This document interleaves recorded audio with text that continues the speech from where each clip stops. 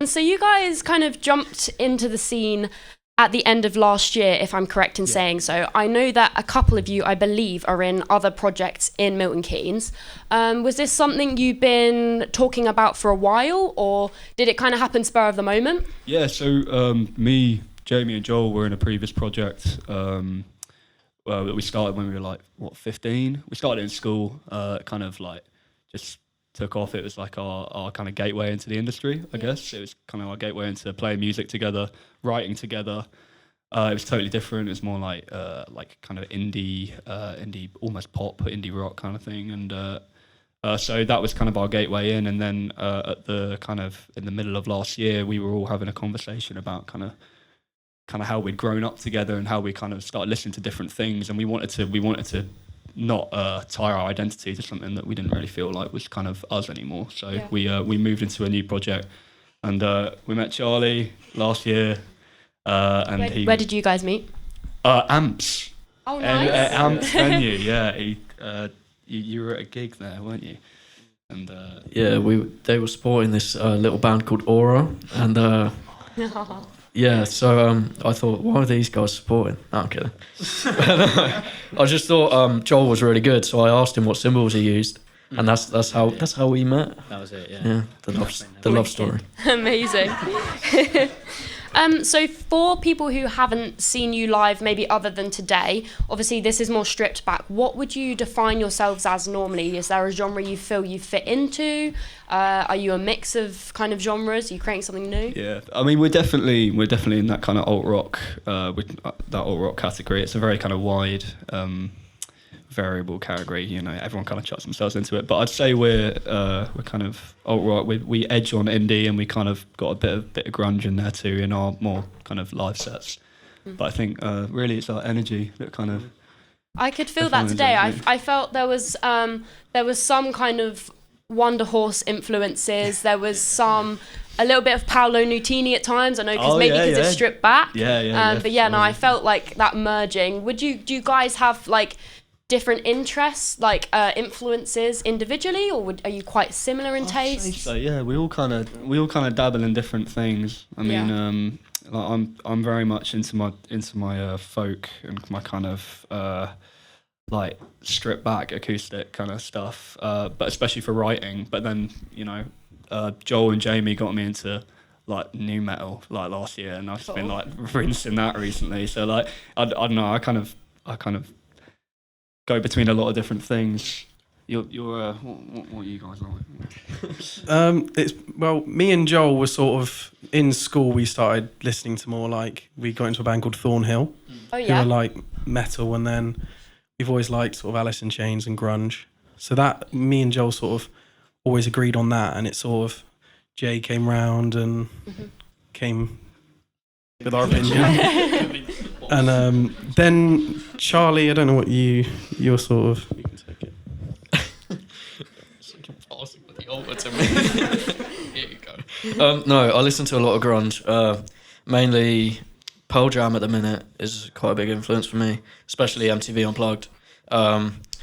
Nirvana always a big influence for me. What are the bands? I'll name some bands. No, not naming my own band. Smashing Pumpkins, yeah. I could hear that today. That kind of category. There was an effect that was really cool, and it sounded very synth-like. Was that one of your acoustic guitars with a pedal? Yeah, that was the secret pedal I use. It's not going to be a secret now. So it's basically just a fully wet reverb. Nice. Which is just nuts. But it sounded wicked, because I was at the back and I couldn't really see like what was on the floor, and I was thinking, is someone playing the synth? And I was like, no, they're definitely all playing guitars or drums. It's like this hidden gem I found on Amazon. It was like 50 quid.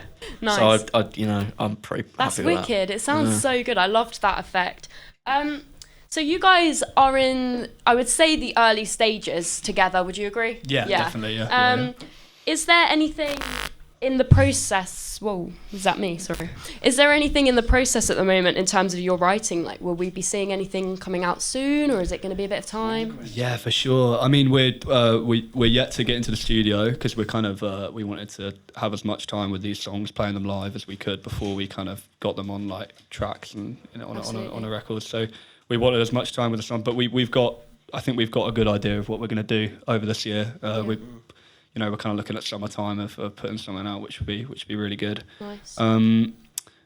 But yeah, I think for us it's just about having time with the songs, as I said, and just like really getting to know them before putting them out. Like we're in no rush, we'll let everything play out. Just enjoy it. Yeah, exactly. Absolutely. Yeah, I think that's sometimes the way for really honing in on the creativity is just not putting any pressures on it and really just enjoying what you're doing. And actually, like right now at the moment, you guys are gigging and everything. Like it is just a bit of fun. So absolutely, like don't put pressure on it. And it, what you're creating at the moment sounds wicked. So I'm excited to like see you guys evolve in the future. So your writing process, do you find, is it more collaborative? Do you individually write stuff and bring it together? Yeah, so I do a lot of the stuff on acoustic guitar, and it's not for any other reason than I want kind of these guys to have their part in it as well. So like all of the songs on the set list are done on acoustic guitar. I don't think we've written any like together in a room, maybe apart from Polaroid. But yeah, Polaroid, yeah. But like we bring the idea of the song in as opposed to the kind of the structure, and then we all figure out the instrumental parts like together. And I think that kind of adds like this collaborative feel to it. So it feels like it's everyone's song, everyone's got a part in it. And all the songs are done on acoustic guitar in my bedroom or. I think that's really nice. It's a good way. It's a good way to build the music, isn't it? By just like it's often very stripped back when you do start on that acoustic side. So actually, and it gives you good grounds for something like today, where you can just take it back to its roots. Yeah, for sure. I mean, it's a really interesting experience because a lot of those songs haven't been touched on an acoustic guitar since like last year. Like a lot of the songs we've kind of had for like almost 2 years now. So it's like you're playing them, and you're thinking this is what it used to sound like. And it was interesting. It was definitely a fun experience to kind of be able to play them like that again. Yeah. But yeah, they're kind of they've grown over time. They've developed this energy live that these guys are able to create really well. We all kind of have the same vision without really needing to talk about it. So yeah, I mean, what do you guys think about the writing process? What are your thoughts? Well, yeah, it's usually just Jay comes in with an idea and we just expand on that.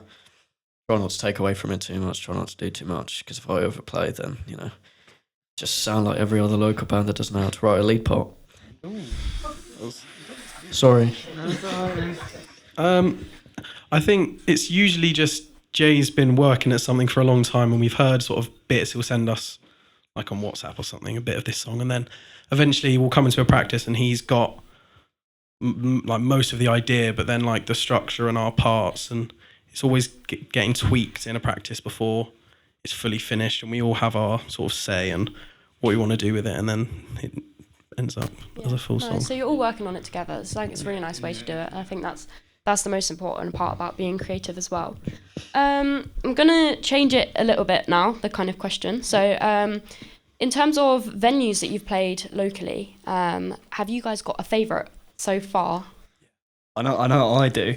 I mean, is it? Yeah, I mean, Crawford Arms. It's I mean, everyone is going to say it, I bet. But my God, I love that venue. It was the first gig, kinda. It's like our second gig, but first one doesn't count as shit.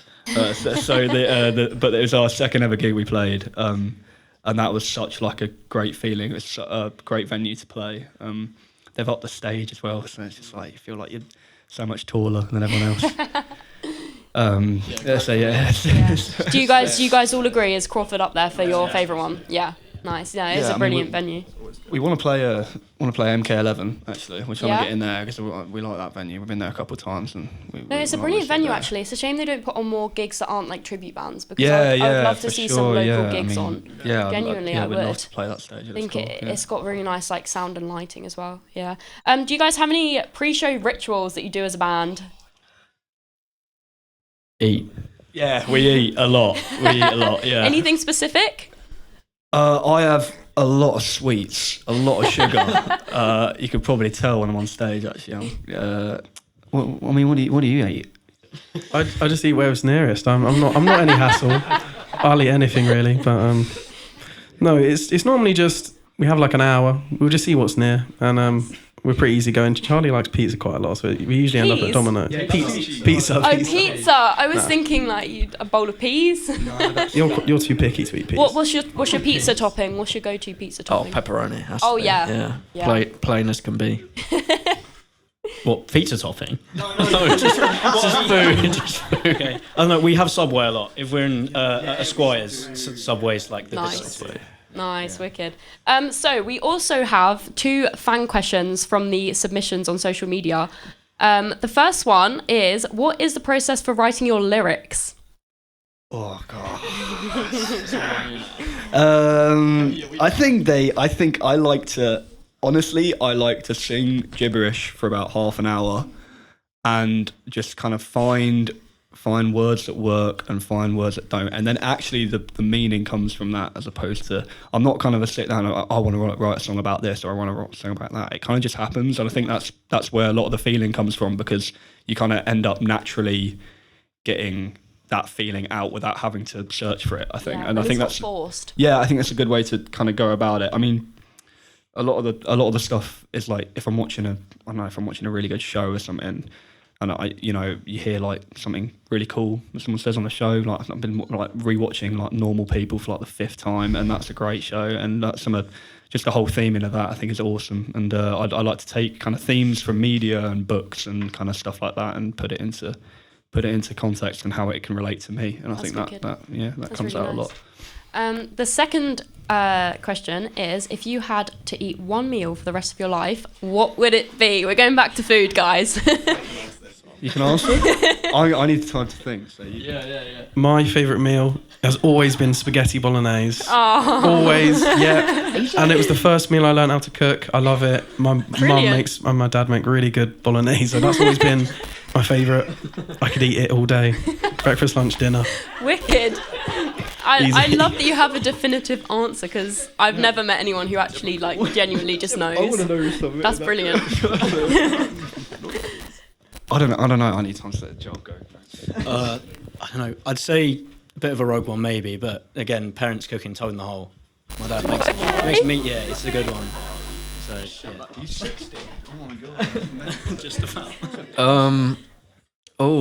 Actually, I think it'd have to be either the Chicago Town mini pizzas. Those are really good. Terrible.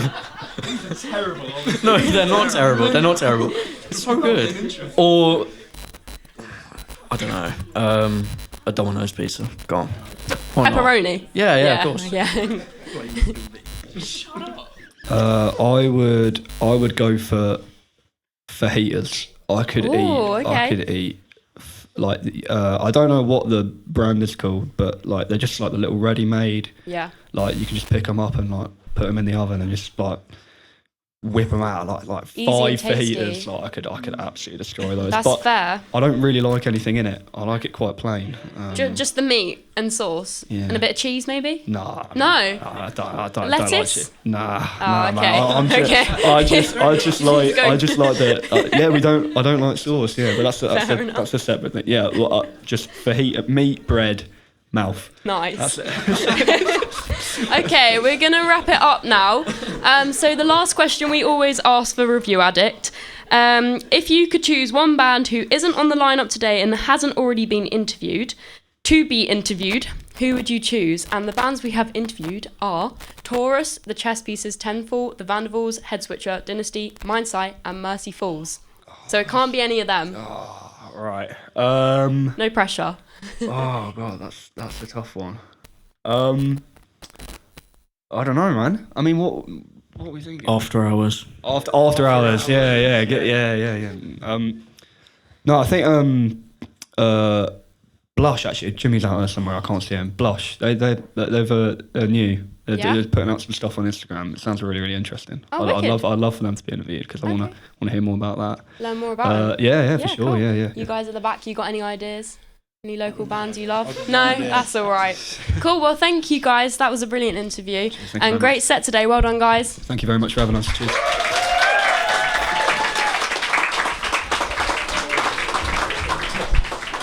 Nice, guys. Really nice. Well done. Thanks. Great question.